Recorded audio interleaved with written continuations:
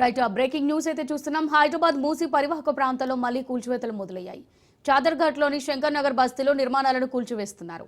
RBX అని రాసి ఉన్న ఇళ్లను అధికారులు కూల్చివేస్తున్నారు. అదేవిధంగా మూసీ ఒడ్డున ఖాళీ చేసి ఉన్న ఇళ్లను కూడా అధికారులు కూల్చుతున్నారు.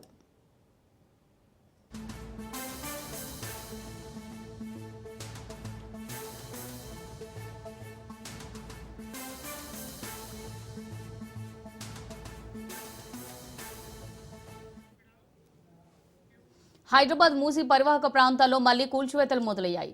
చాదర్ఘాట్లోని శంకర్ నగర్ బస్తీలో నిర్మాణాలను కూల్చివేస్తున్నారు. ఆర్బీఎక్స్ అని రాసి ఉన్న ఇళ్లను అధికారులు కూల్చివేస్తున్నారు. అదేవిధంగా మూసీ ఒడ్డున ఖాళీ చేసి ఉన్న ఇళ్లను కూడా అధికారులు కూల్చుతున్నారు.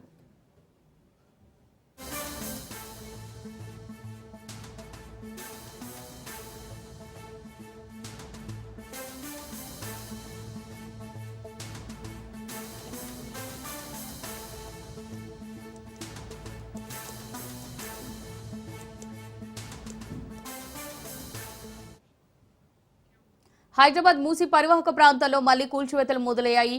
చాదర్ఘాట్లోని శంకర్ నగర్ బస్తీలో నిర్మాణాలను కూల్చివేస్తున్నారు. ఆర్బీఎక్స్ అని రాసి ఉన్న ఇళ్లను అధికారులు కూల్చివేస్తున్నారు. దీనికి సంబంధించి మరిన్ని డీటెయిల్స్ మా బ్యూరో చీఫ్ పవన్ అందిస్తారు. పవన్, చాదర్ఘాట్ శంకర్ బస్తీలో పూర్తిగా ఈ యొక్క నిర్మాణాలను కూల్చివేస్తున్నారు. ఎందుకంటే మూసీ పరివాహక ప్రాంతాల్లో ఇళ్లను ఖాళీ చేసిన వాటన్నిటిని కూడా కూల్చివేతలు కూడా ప్రారంభించారు. ఎందుకంటే గతంలో ఒక మూసీ పరివాహక ప్రాంతాల్లో ఉన్న వాటి ఇళ్లను కూడా మార్క్ చేశారు. మార్క్ చేసి దాని తర్వాత వారిని అక్కడి నుంచి వేరే ప్రదేశాన్ని కూడా తరలించారు. ఆ యొక్క తరలించిన దాని తర్వాత చాలా ఇల్లు అన్ని కూడా ఖాళీగా ఉన్నాయి. వాటన్నిటిని కూడా కొద్దిసేపు క్రితం అధికారులన్నీ కూడా తొలగిస్తున్నారు. ప్రజెంట్ మాత్రము ఒక కూల్చివేతలు కూడా కొనసాగుతున్నాయి. అయితే ఒక పరివాహక ప్రాంతాలతో పాటు దీనికి సంబంధించి ఇంకా ఎక్కడెక్కడైతే ఖాళీగా ఉన్నాయో వాటన్నిటిని కూడా జేసీబీ సహాయంతో కూడా పూర్తిగా యొక్క నిర్మాణాలను కూడా తొలగిస్తున్న పరిస్థితి కూడా మనం గమనిస్తున్నాము. అయితే ఇందులో చూస్తే మాత్రము మూసీ పరివాహక ప్రాంతాలు అంటే చాదర్ఘాట్ తో పాటు యొక్క చుట్టుపక్కల ప్రాంతాలన్నీ కూడా చాలా ఇళ్లను కూడా ఇప్పటికే ఖాళీ చేసి వెళ్ళిపోయారు. కాబట్టి వాటన్నిటిని కూడా తొలగించి దీనికి సంబంధించి ఆ పూర్తిగా పనులు కూడా ప్రారంభిస్తారు. పనులు ప్రారంభించిన దాని తర్వాత దీనికి సంబంధించి కూడా అధికారులు అక్కడ పర్యవేక్షించి దీనికి సంబంధించి కూడా అన్ని చర్యలు కూడా చేపడతారు. Right, thanks for the updates Pawan.